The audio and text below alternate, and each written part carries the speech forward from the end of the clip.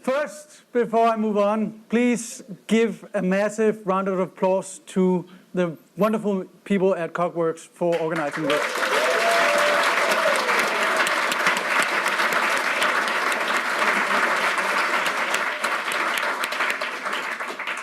Not only is this by far the best organized Umbraco Festival, you're also the originators of the festival theme, and I think you're doing an absolutely amazing job in uniting the UK community. And it's wonderful to see people coming from all over the UK for this.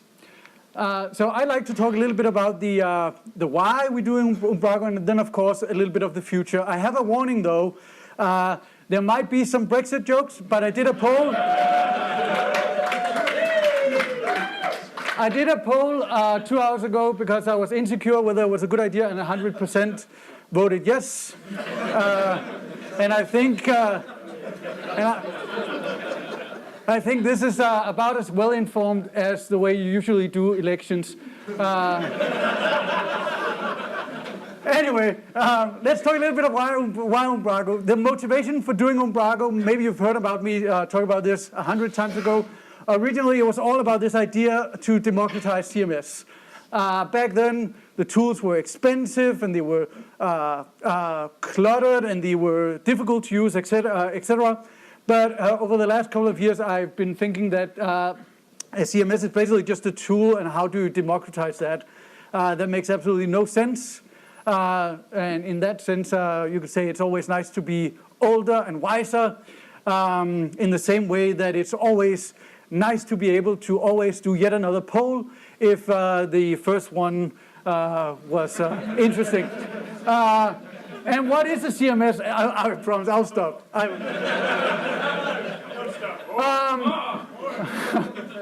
I'll leave the jokes. Get it?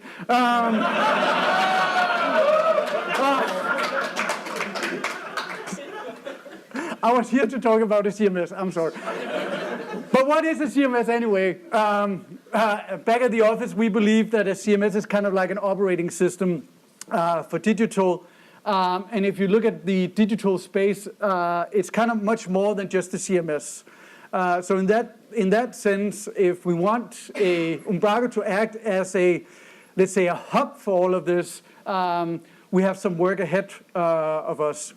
Now, our idea is not to replace all these tools, but I would love to see Umbraco as one place, not necessarily the place, but one place where editors could not only edit their content, but also understand their content and see whether their content works.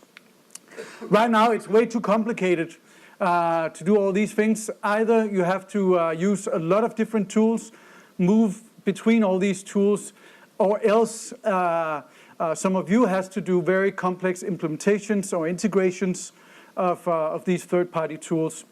And I believe if we look ahead, together we can definitely make this simpler for not just ourselves, but also the many editors and users of our platform. Remember that every time each one of you uses 1 hour in an implementation, there's going to be editors, digital managers, etc., using hundreds of hours afterwards for each of those. And basically, the vision with Umbraco is to give people a tool they can understand.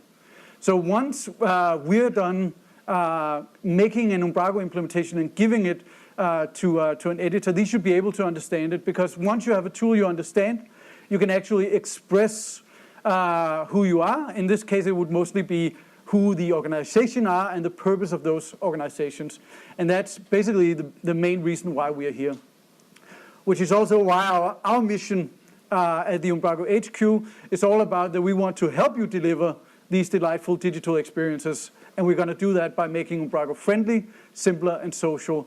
And this simpler part is what I think is going to take up even more of our time over the next 12 months.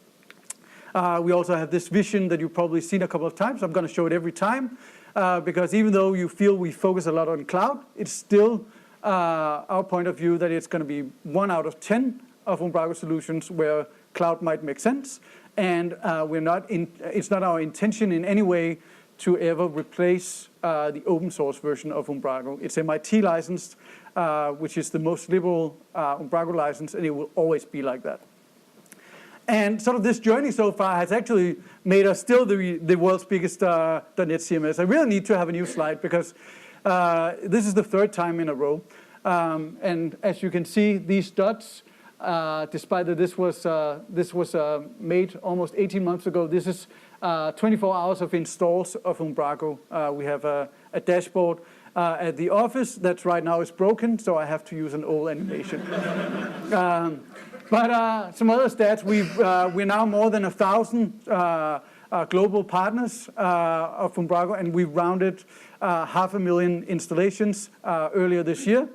So we are actually halfway now through our goal of 1 million Umbraco installs. I think that's pretty cool.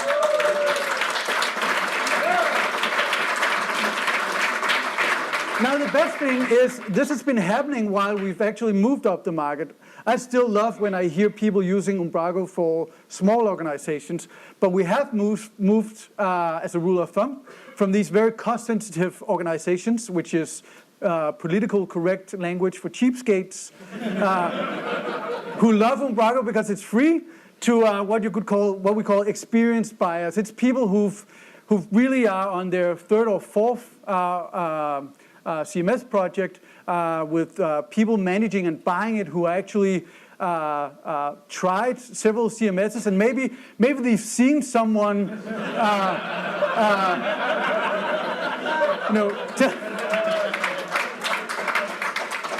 maybe they've seen someone telling that they have a platform that do it all. No. This is just a bus. The color has no reference. But maybe these scenes, maybe they've been promised a lot, and maybe they just couldn't get it to work. And maybe that's not because of the platform per se. It also might just be that it's too ambitious. We actually see buyers come back and say, well, I believe we could get this to work, but I can't get my people to work in it. Every time they have to do something in the CMS, they do as little as possible, and then they move on to tasks they like the better. And me being naive, and sometimes this is some of the biggest Danish organizations saying this, and I say, well, you have almost infinite number of resources. Can't you just tell them that they have to use this? And then they just look at me and saying, look, if I want the best people, I can't tell them what to do, which I think is very interesting. And it's really wonderful to see. Of course, we're mostly in touch with Scandinavian companies when it's not just the partners, but when we go out and help pitch Umbraco. It's really wonderful to see this direction where the buyers are no longer just the old school people who want to buy the most expensive thing out there or the safe choice, but actually people who have domain knowledge about digital marketing or digital projects, and actually pick and mix between this type of CMS, this for marketing automation, this for personalization, etc. So that's really wonderful. And we really need to showcase these things because they are happening all over the place. People say you can't do personalization with Umbraco, yet there's lots of cases where people are doing personalization with Umbraco. People say Umbraco sucks for e-commerce, yet some of the biggest travel agencies in Europe uses Umbraco and gross an enormous amount of money using Umbraco as their e-commerce solution. And to this, we finally launched a case study section on the Umbraco side. It's very easy to find. So when you think, why Umbraco, you can actually see both testimonials and case studies. They're really beautiful. The address, the challenge, how it was solved, and what results came out of the project. And you can filter it by skills and by sector. So you can actually find some relevant cases which you can use for your pitches, but also potential Umbraco customers can go to the site and actually find some projects where they think, well, I can see myself with this in this type of project. You can see it at umbraco.com/cases, but it's only as good as the cases we get. Guess what's coming now? Contribute. We need your great case studies and case stories to go on the site. So please help us. We have a team dedicated to write the case stories for you. but we really need the best of the stories. So if you have some really done some really nice solutions out there, get in touch with our case stories team and help them help you. And I think this is also the story of how Umbraco has moved as a company. While we used to be just developers, now we are actually a company with more than just developers, and our main purpose is to serve the Umbraco project and make sure that it's accessible for everyone. Because if we don't remember the people who are going to end up buying Umbraco, and if we can't explain the benefits to them, then there's not going to be much for the rest of us to do. So I love that not only do we have great customer service team, but we also have a great communication team that are working really hard getting this message across. But again, they need your help. And despite all this success, we still take pride in being a small company. We're just around 50 people. We love talking to people. We love when people get in touch with us, and we love to learn from all of you. So more see us as a facilitator of the project rather than being the company that has all the answers. But we can help accelerate the great development going on in the project and the great stories and marketing going on in the project. And all of this works. I think I mentioned this last year, but we're now also a boring company that measures things. And one of the things we measure is how happy people are with the Umbraco services. And our Net Promoter Score, and you might think, what on earth is a Net Promoter Score? But it's the totally ridiculous thing that pops up and say, on a scale from 0 to 10, how likely are you to recommend this to a friend or a colleague? And that's where you usually click cancel. But a surprisingly high number of people actually vote. And we have an NPS score of 72. And you might think, whatever. That's really good. The NPS score goes from 100 to minus 100. And if you're a telco, you just desperately want a positive number. I was about to do a Brexit joke. I'll spare you for another one. 72, it's Apple level, and if you want to go higher, you have to be Tesla level. And we all know that Tesla is a religion. Umbraco is not a cult. So it's very important that it doesn't get much higher. So anyway, the idea with Umbraco and why we are doing Umbraco is basically this idea to not try to democratize a tool, but try to democratize an industry or a business in terms of trying to democratize digital business. And it starts with making sure that we give the people in the organizations a tool they can understand, and it's our responsibility to be a part of that movement that can give them that, and it's the only way that we can actually respond back. I mean, all the time I hear jokes about the big platforms, but we should joke less about the big platforms, and we should work much harder towards proving that there's a viable alternative for everyone. And of course, the key thing in all of this is our community. And this is why I started Umbraco, and this is what keeps me coming into the office every morning. It's this idea that we are not a company with all the answers. We are truly a company that embraces the concept of the wisdom of the crowd. It's this idea, it's old Greek sanity, with this idea that there might be a single genius, but the sum of all of us in this room will at any given time be smarter than that single genius. In other words, we're just smarter, much smarter together, and that's the main reason for having a community and why it's Umbraco's unique selling point. Look, fancy words I've been learning over the last couple of years. And the reason why it works so well, and this is actually a slide from UK Festival 15, I think. I showed this one, this idea that there's two ways in product development. One is called refinement, and the other one is called exploration. And a lot of organizations would like to say that they are innovative, they do all sorts of weird things, but what they mostly do is just refining what they already have.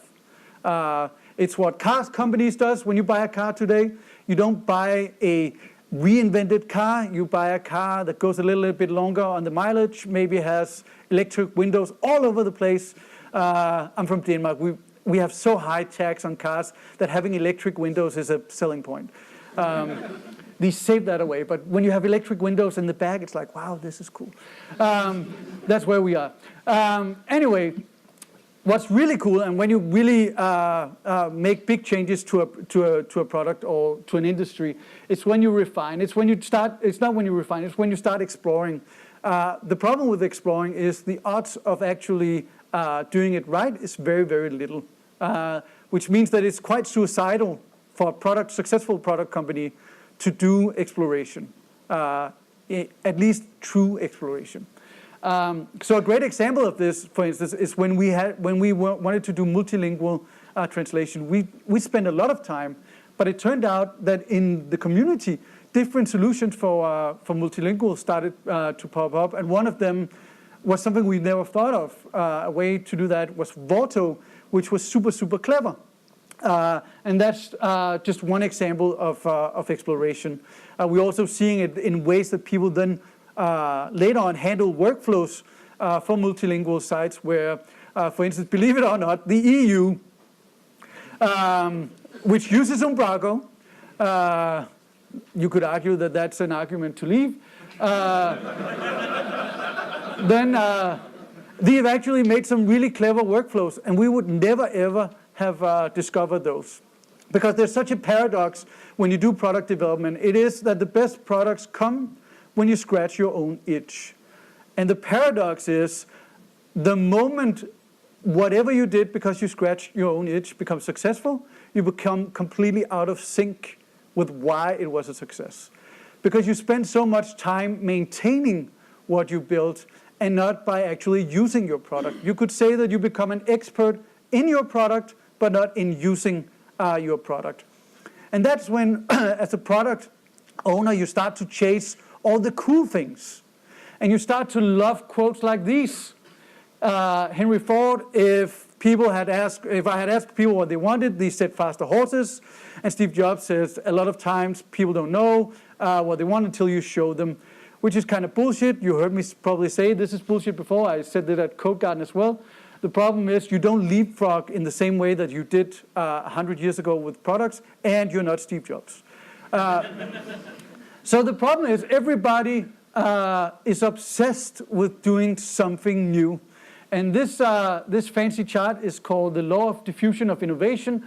It shows how fast people get excited and pick up new things because they are new. And then, of course, the yellow one shows the market adoption. And the point is, very few people actually care about the latest and greatest things. But the one thing that you chase as a product company is the new and fancy things, because those are the easier to market. It's very hard to say, we made a couple of bug fixes. But it's actually what makes a huge impact in your daily life. And I think that's why people really like Umbraco. It's because we've shipped more than 50 releases the last 2 years of Umbraco. Every single release have mostly been focused on making it just a little bit simpler. And it really means that the difference between using Umbraco 7.13 compared to 7.3 is like using two very different products.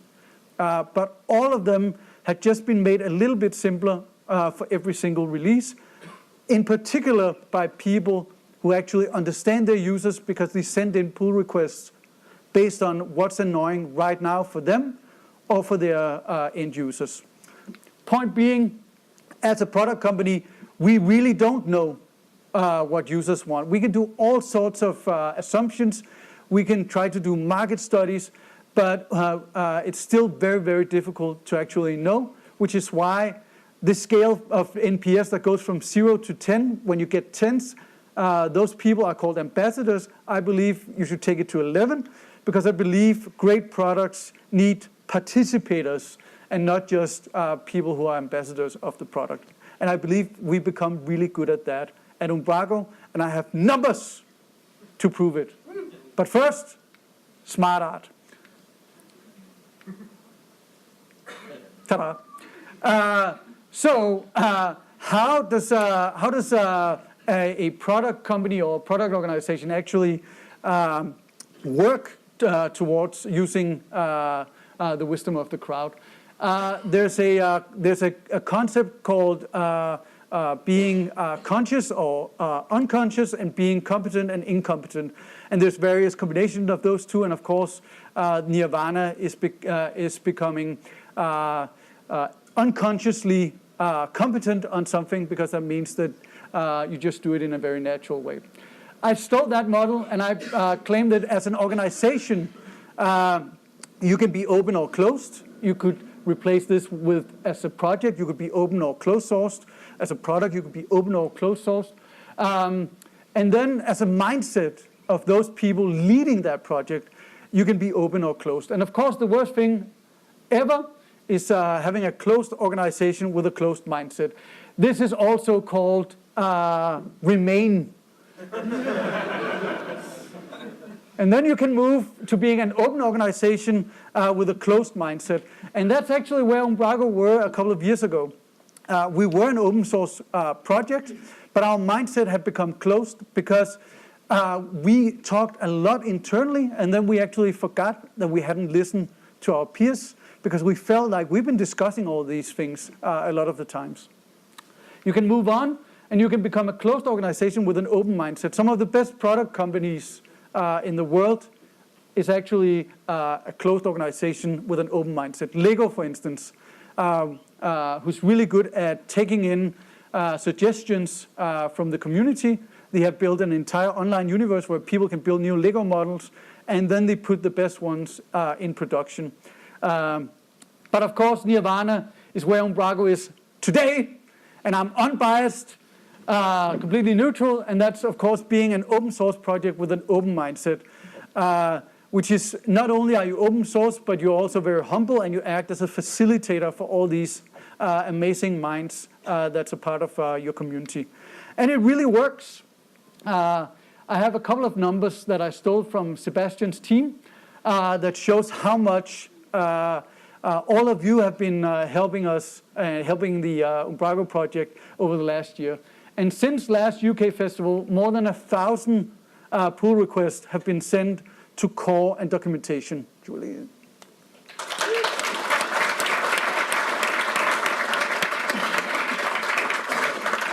And what's amazing since last year is that the number of open pull requests that haven't been merged or closed yet is also smaller than it was a year ago. In fact, the time for first reply on the PR team this month is 11 hours.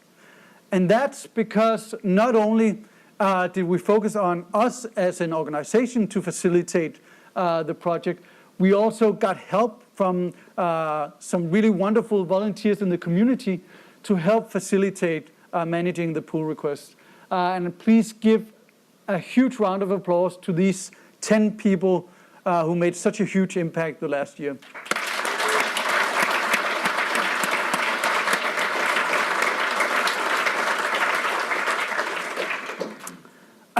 And the coolest thing about all of this is you get what I like to call asynchronous innovation. I know it's bullshit. But basically the point is we make a lot of releases, but outside those releases, things actually happen.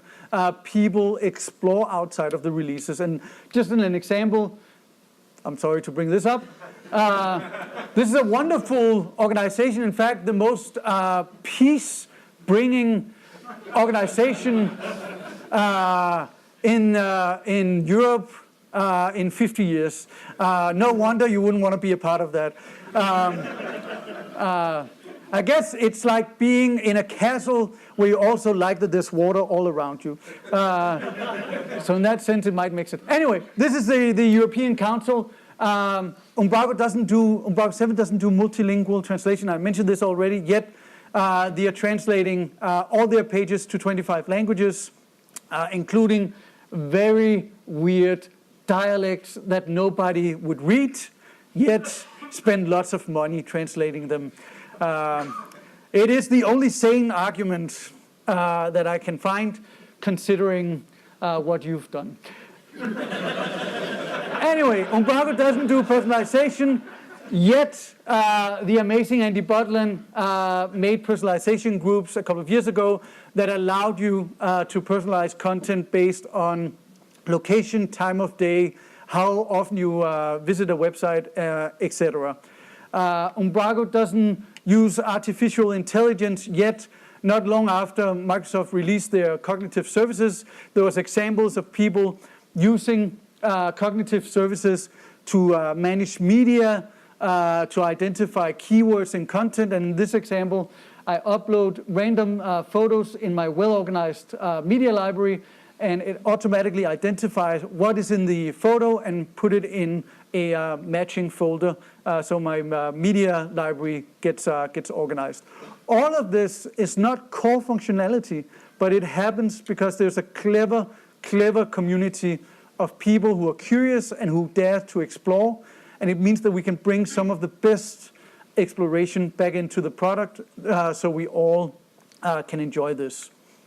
So basically, in a well-run project like this, you get exponential exploration, and at the same time, back at the HQ, we have a full-time team dedicated to refine the best of the ideas, and I believe that's how you create some of the best products. And that way, you don't get these huge platforms full of features, but instead you get what I like to call a feature ecosystem, which I believe is much better because it's features made in the real world by people who really understand the domain of what they're trying to solve. And then we have this great sharing culture that means that they are shared for all of us to use. So this is called Best of Breed, and it's really something that we're focusing on facilitating in the HQ, and something that will get even more attention the next year. Because we like to take this to the next level. The slide I have is this slide of different marketing tools, and you can see how this has exploded over the last year, and it can be very difficult to navigate. But we would like to start making official partnerships with some of these platforms, whether it being marketing automation, email platforms, personalization, etc., and then make sure that they can be integrated in a beautiful way in Umbraco, and they are maintained and supported. And we're going to audit the level of support, and we are going to make demands for how well maintained these integrations are. And then we're going to make official partnerships. Really excited about launching this early next year.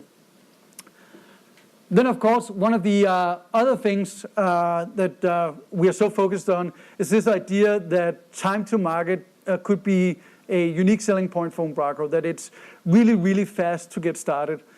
Because one of the hardest or biggest problems we hear out there right now, which is a good thing for all of us, is that it's so difficult to find developers for your projects. And when there's a shortage of developers, then at least we need to make sure that the developer time is spent on something that actually makes sense rather than tedious tasks.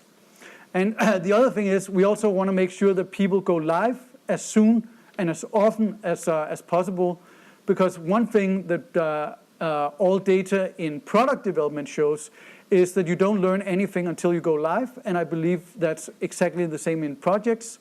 So we would love to see a shift from phase 1, 2, and 3 projects to more retainer-based relation between Umbraco agencies and Umbraco client, and then a way that you can go live much more often, because it is when you go live, at least if you dare to measure it and you make sure you measure it, that you learn whether things work or not.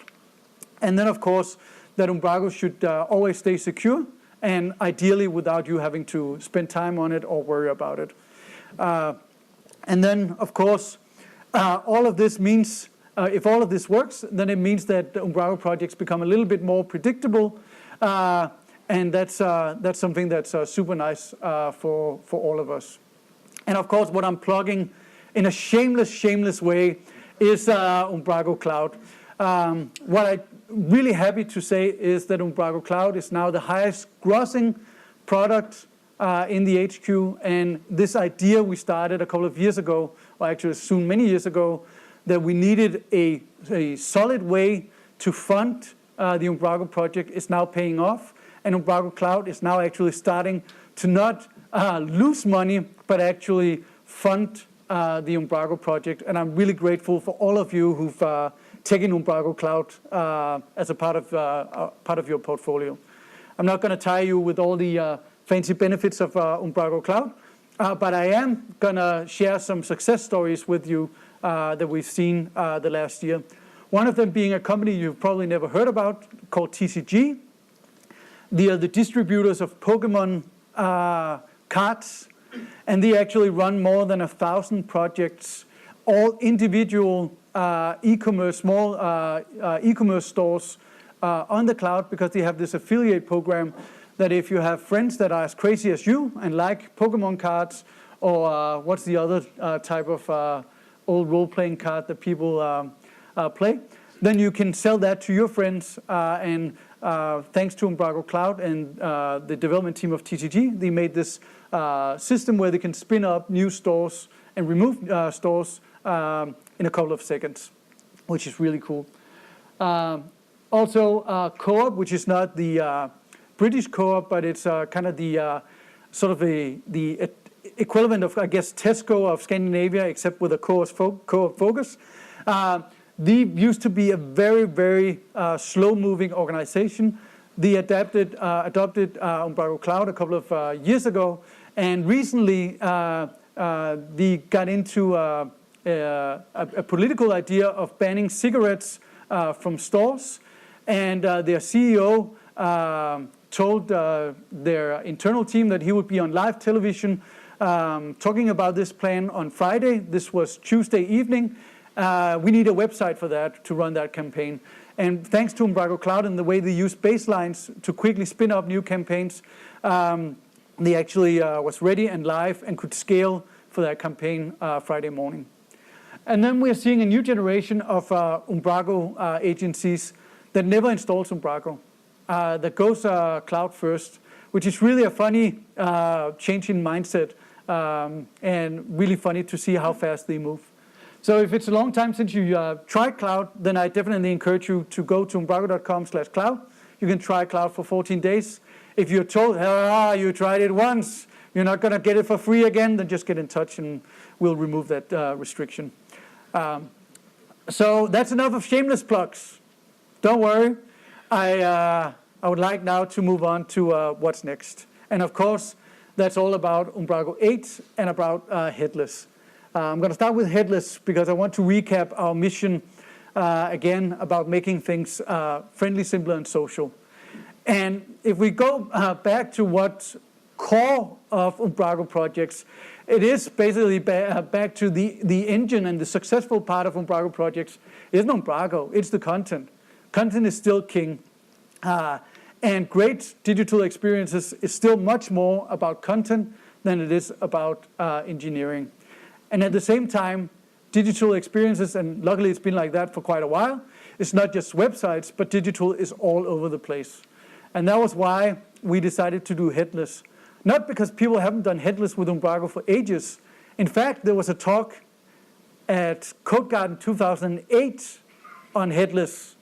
And anybody have a guess what it was powering? Flash.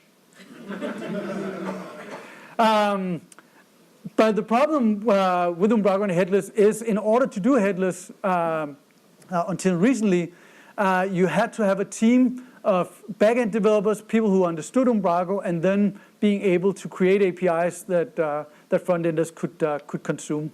And that was the idea behind headless, was this idea that it's cool to have that, but we would love to make it easier for people to do this.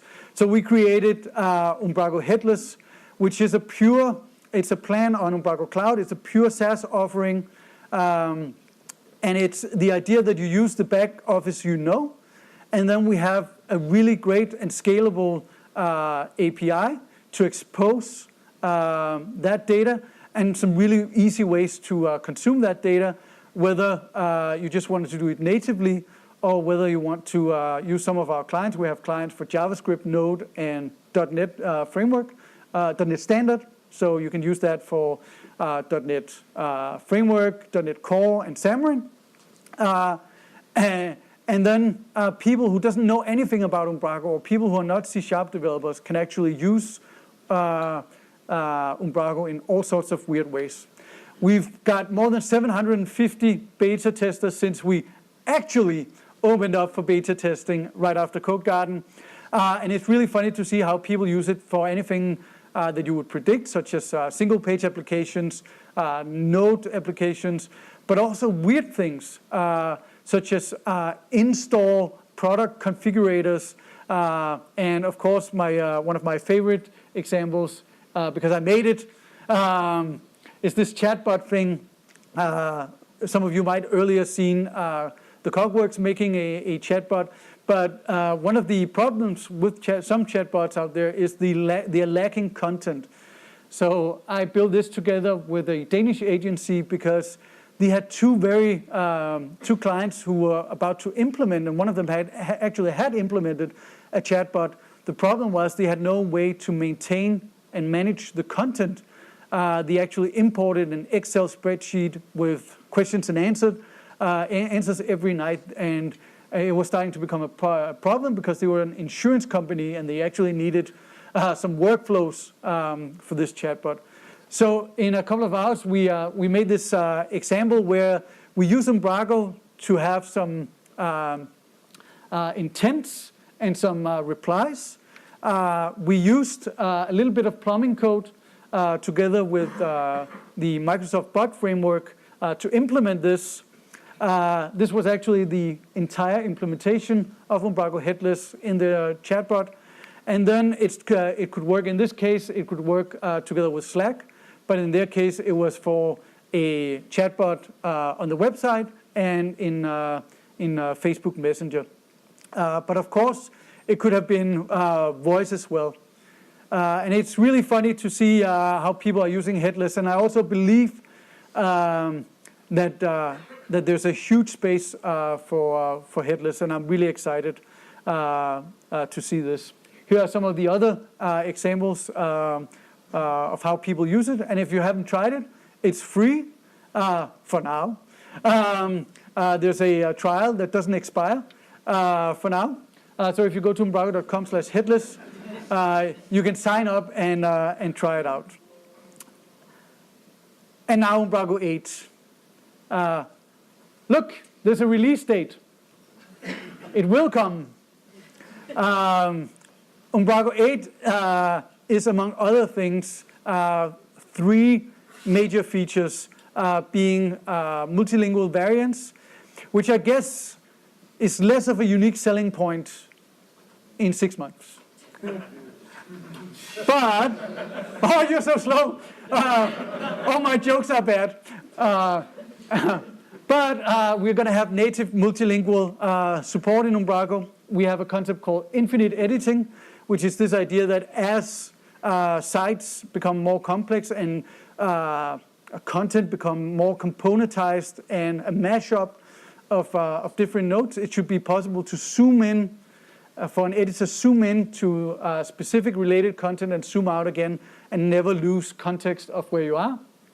And then something we call content apps. I'm going to get back to all of that in I have 5 minutes. Perfect. First, we're going to have a new way we are going to release this. We used to have alphas, betas, and release candidate, and the problem was people played with them but didn't really test it. Now instead we're going to have 3 different tracks. A track for editors, because if there's no features for editors, there's no features for partners or people implementing Umbraco. So that's the first one, followed by a track focused on making it wonderful to implement Umbraco 8, and then finally a track for contributing or extending 8. That doesn't mean that all of these things aren't in place already, but it's a matter of when will they get tender love and care. And once we've through all those, we're going to release it. But let's take a look at the different features. And I'm actually going to dare to do a live demo. So let's see if this goes wrong. And it's because there's no Brexit jokes in my pre-recorded video. So if it doesn't work, I'll just resort to that. So let's open a browser. Ta-da. like this. So I have a wonderful website here. It's a very simple website about the friendly community where the sun never sets. And it's in US English. And I would like for this, because our wonderful community is all over the world, so I'd love for this to be multilingual. So how difficult is that? In 8, I'll turn on multilingual support for the homepage document type. This is one of the cool things about 8, is that it works per document type, and not only per document type, but actually also per property. So I can say that I want to have the photo varied by culture, like this. So once I've done that, I can go to my page, and now I can actually edit it in multilingual. So I have all sorts of different variants. Of course, I don't have the most important one, so I'll just add another language here, because it gives me a chance to show the features of languages now. So let's see if there's an English one. There's an English. Is there an English UK one? Ooh. No, it's not a default language. No, it's not mandatory. And of course, we all know that now French is the most important language. Like this. So this means that I can publish pages without filling out the United Kingdom variant. And if it's empty, it will resort to the French version, given that there's one, which is kind of cool. So now I can go to my content. I can pick the English one. And I can swap out the image now, and I have lots of interesting images here. Let's just take this one. Adding multilingual support in 8 is really, really easy. There's almost no development needed. There's pure APIs for actually getting the different languages, of course, if you want a language picker. But else, the routing in Umbraco will automatically show the correct language based on URLs. Etc. So I think this is pretty cool. And with that, I need to go really fast now. So this was my demo. This is my notes. This is what's coming next. How do I turn this off? Like this. The next one is this thing we call infinite editing.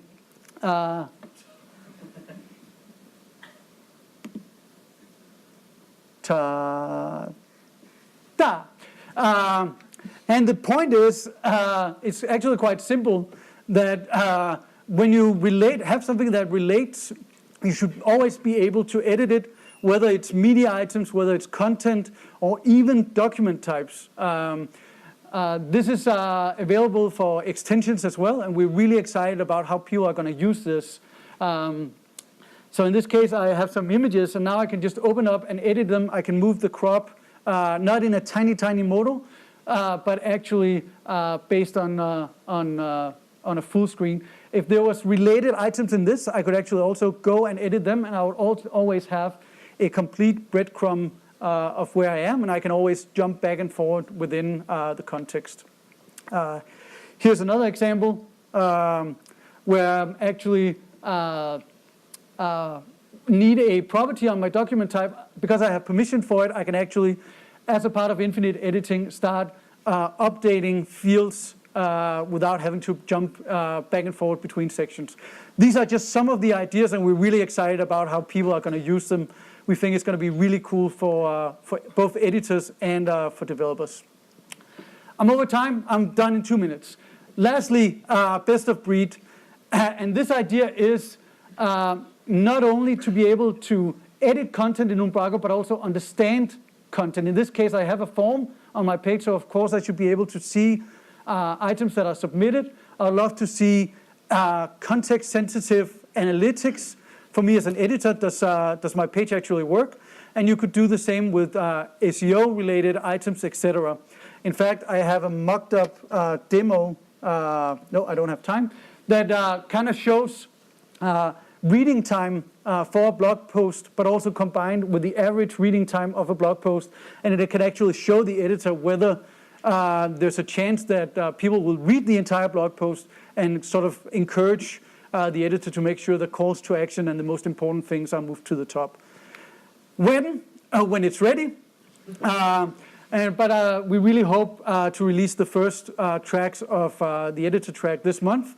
People have already started to play much more with 8 than we anticipated, and the feedback is really good. But to get to the finish line, we really need to work together. So once we start releasing these editor tracks, we're going to ask you to test some specific things. So please help us to really test them, not just play with them for a few minutes, but actually stress test them. If it's editor features, show them to some of your existing editors and make sure we get as much feedback so we can get 8 ready as soon as possible and in a way that's as good as possible. Because the sharing culture of Umbraco is our unique selling point. It is really what makes Umbraco amazing. And what's so cool is that culture eats strategy for breakfast every single time. And what's most wonderful about the culture in Umbraco is that it's so friendly. It was someone from the community, in fact here in London, Hudson Mall, many years ago, who coined the idea of Umbraco being the friendly CMS. And if we should stay being the friendly CMS, we need to acknowledge the words of the founder of Rails, David Heinemeier Hansen, who said kindness is the currency in Umbraco, or in open source projects. And therefore, it's so important that you remember both to existing people, but also people new to the community, to be a friend, and do that through the values we have in the Umbraco community of trust, respect, friendly, open, and being hungry. And if you're in doubt, we made a very simple code of conduct that you can read that basically talks about being a friend, assuming positive intent. It's a positive code of conduct because it should be positive to be a part of Umbraco. I say this every single time, I'm so sorry, but now has never been a more exciting time to be a part of Umbraco. We are approaching 2019 where we will release Umbraco Headless. We will have this new ecosystem of third-party integrations, and we will have V8. Thank you very much for believing in the project, and thank you to Cogworks for organizing an absolutely amazing day.